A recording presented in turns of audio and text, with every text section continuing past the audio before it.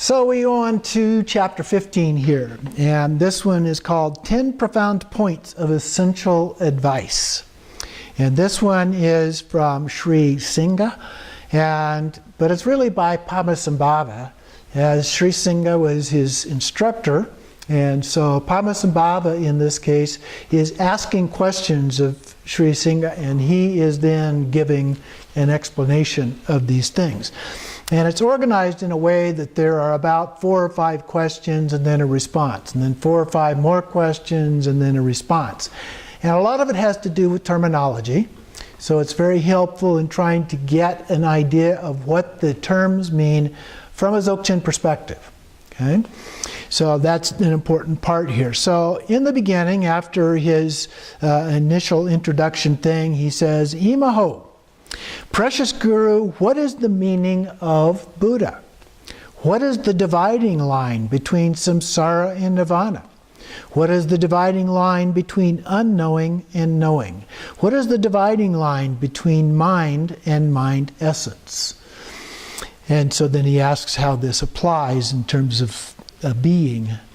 And so Sri Singha replies to him, and first he defines Buddha. And Buddha, the Tibetan Buddha word for Buddha is Sangha, sorry.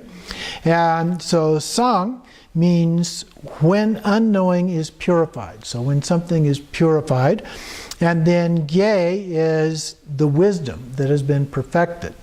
And so it's a purified and finally perfected wisdom. That's Buddha. So he says, realize that mind does not consist of any identity. It is empty and cognizant. So cognizant here, we're talking about awareness. That's what we're talking about here. Thought is personal experience, recognized mind to be, you have recognized mind to be Buddha. Samsara and nirvana. Samsara is unwholesome action, and nirvana is having recognized the nature of mind. And so primordial purity within samsaric state is called nirvana. The unknowing versus knowing. Unknowing is ma rikpa, and knowing is rikpa in this case. And so the ma rikpa means not knowing the nature of mind, and rikpa, or knowing, means knowing the original nature or original wakefulness, that is personal experience. So if you fail to find the observer and the observed, then that is a problem. So you just let it be. You see it clearly, vividly, and awake. You're simply in a state not finding. That state not finding. It is simply so. It just is. And then unknowing, the key point is unknowing dissolving into itself. So the not knowing becomes knowing in that process. So the relative becomes ultimate. In terms of mind, he talks about mind versus mind essence, or Sim is ordinary mind in the Tibetan. Do you have a question, Meg? Conceptual mind, is that informative thinking? Conceptual mind, yes. What I call everyday mind, or I might call ordinary mind, but I get in trouble with the Zen people when I use that term, because ordinary mind in Zen means the mind essence. Then mind essence is Sim Nyi in Tibetan. So it is free of thinking. So on the one hand, we have the formative thinking or cognitive kind of processes versus being free of that. The mind essence is not changed by thinking. So just let it be. So it's like mind dissolving into itself. Again, the relative dissolving into the ultimate as a part of that. Did you have a question, Ruth? I had wanted you to reread the sentence before you were just starting about the Sem.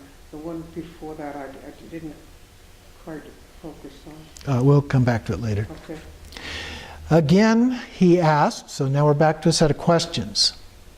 Great Master, what is the dividing line between the Dharmakaya and the all ground?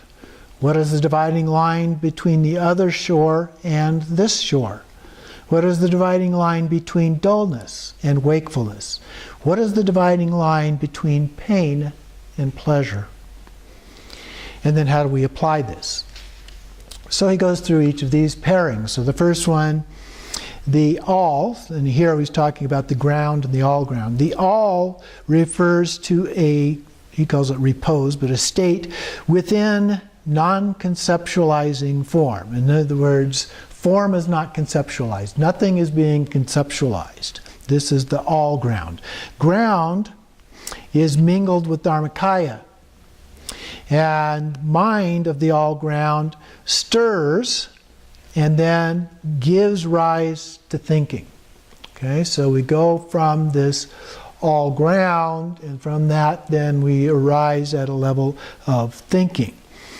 So what we're talking about with this ground is being awake, relaxed, non-conceptual, unhindered, and the all is emptiness that is not composed of anything whatsoever.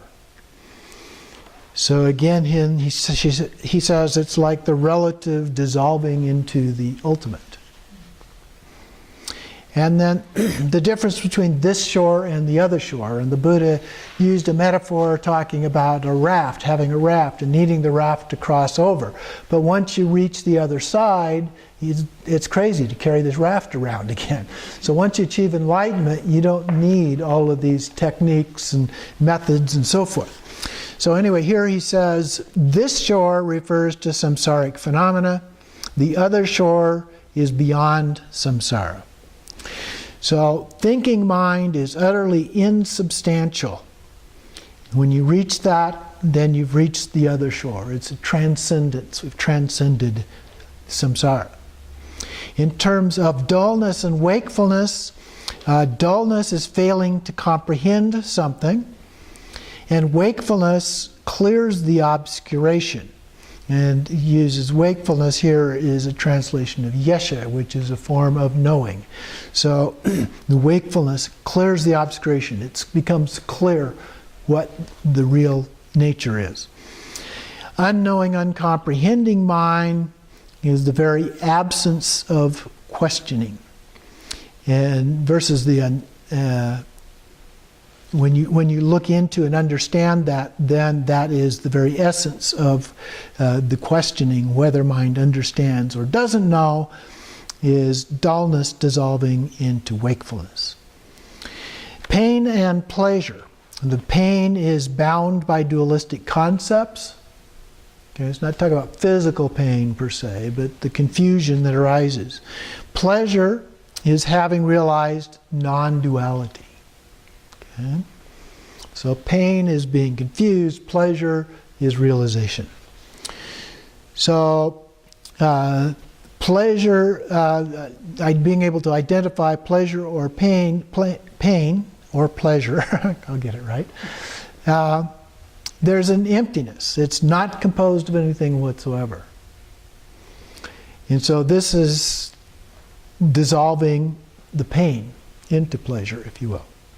So he asks more questions. Here, what's the dividing line between hate and love, between desire and joy, between self and other, between good and evil?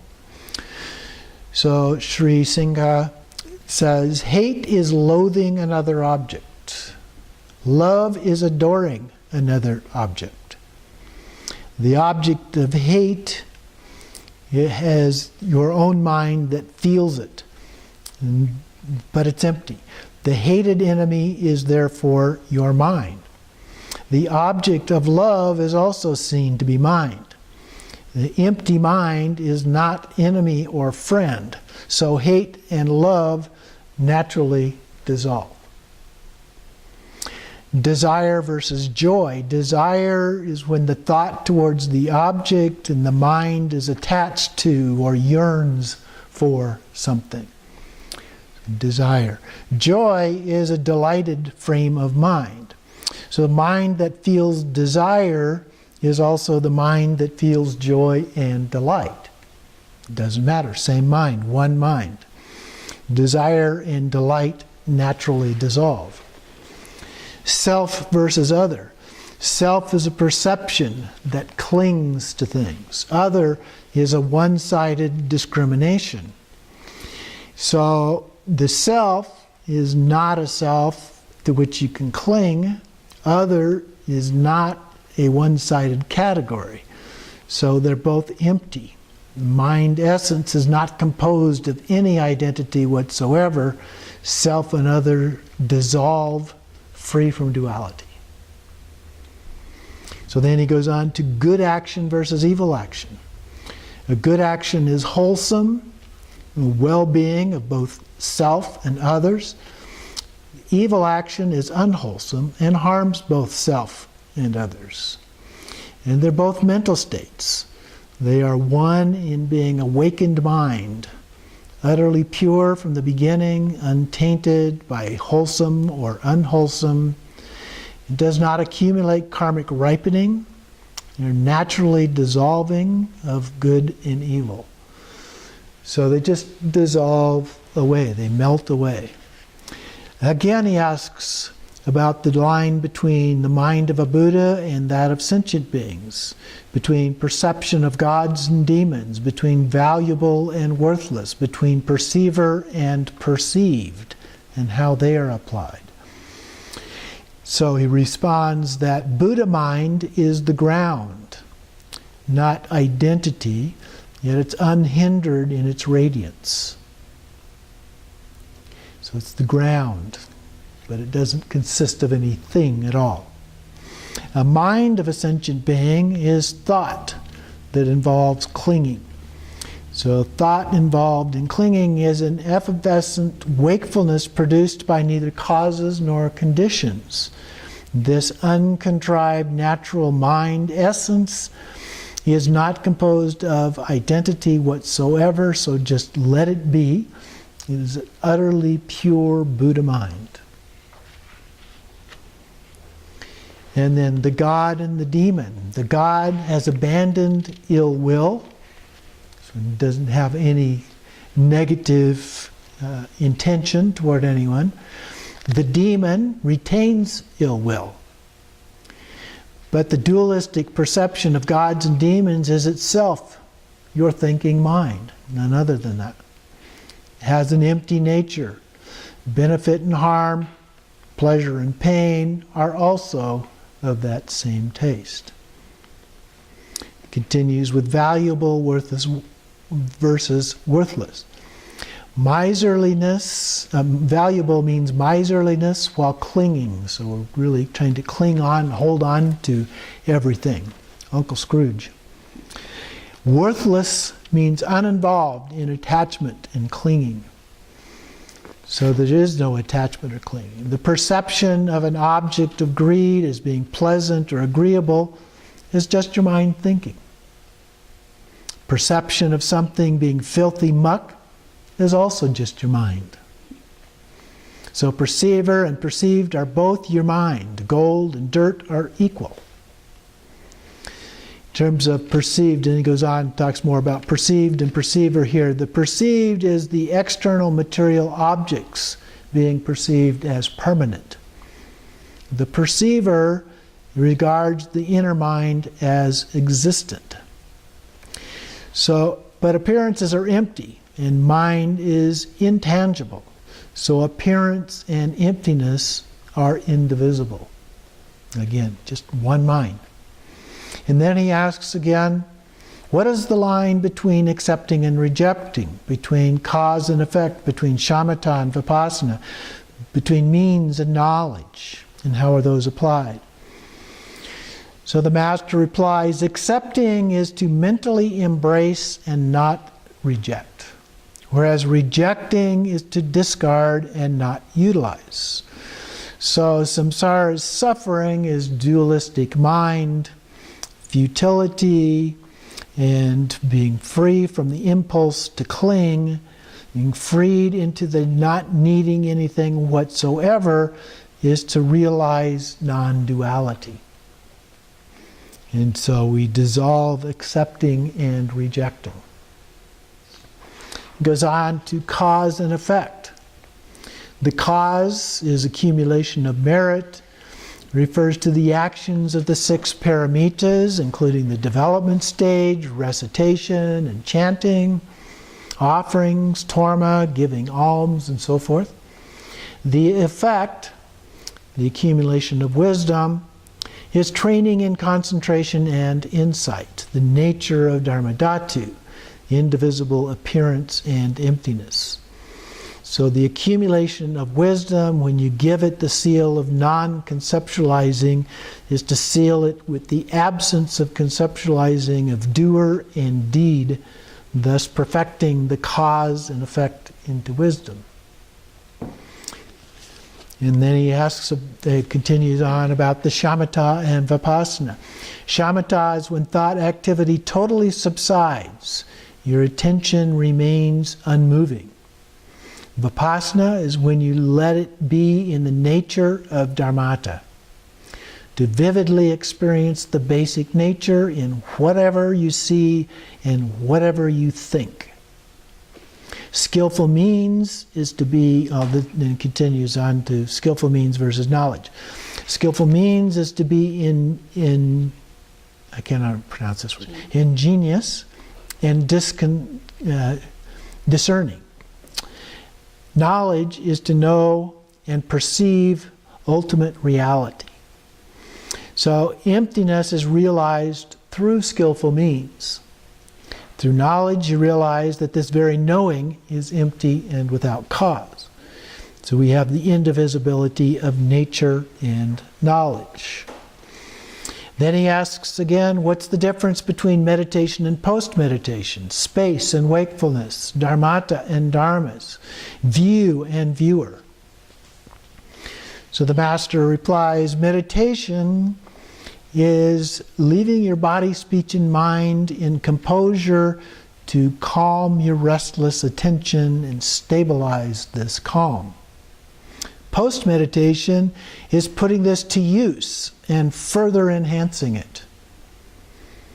So during meditation, you train in being free of conceptualizing. During post-meditation, you attain stability and master it. The difference between space and wakefulness. Space is the nature of mind, the pure essence of dharmata revealed to its depth. Wakefulness, or yesha, is knowing this space is in yourself. The nature of mind essence is a pure wakefulness that does not consist of any materiality and is hard to fathom. To see this nature of things by means of self-knowing wakefulness is dharmata revealed to its depths.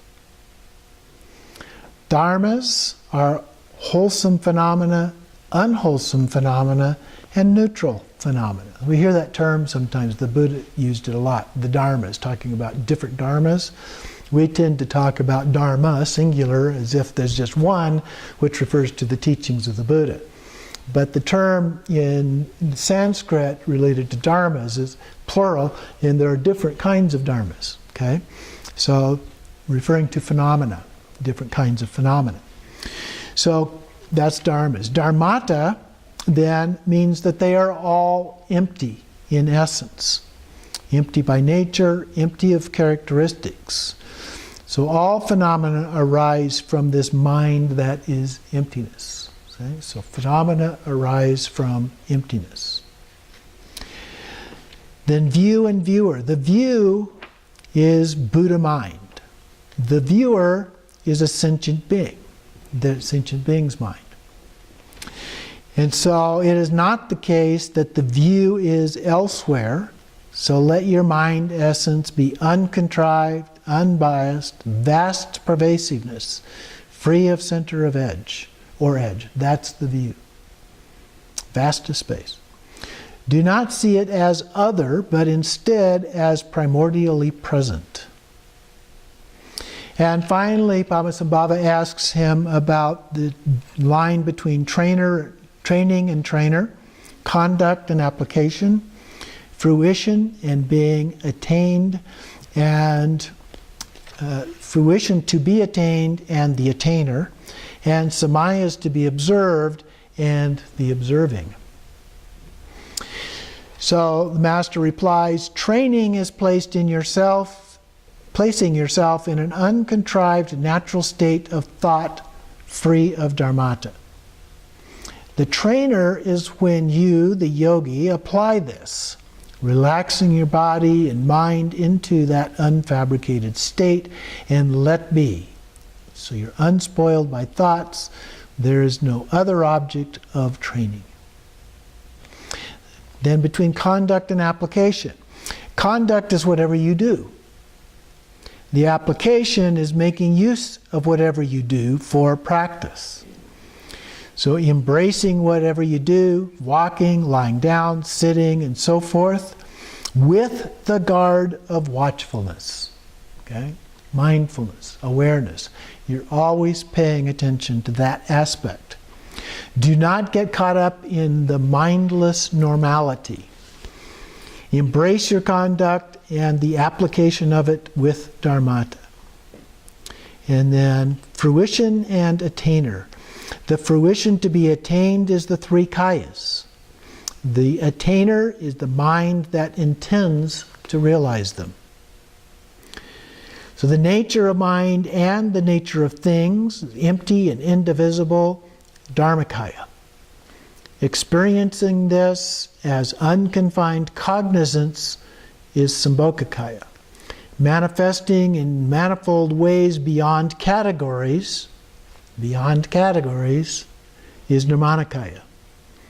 The fruition to be attained is present in yourself without being something to be accomplished. So finally then, the samayas versus observing them. So the samayas are all included within the root and branches. So we talk about root samayas, branch samayas, and so forth, all included. Observing them is regarding your body, speech, and mind against violations. All root and branch samayas are to be observed. Their observance are nothing other than the continuity of your mind that is in no way something to be accomplished. Your mind is immaculate. So that's what I was referring to earlier, that your mind is transcendent at that level. So you have this vast view, you've transcended normal views of things, and so the rules of samaya become irrelevant in terms of having transcended the need for a bunch of rules to follow. Okay?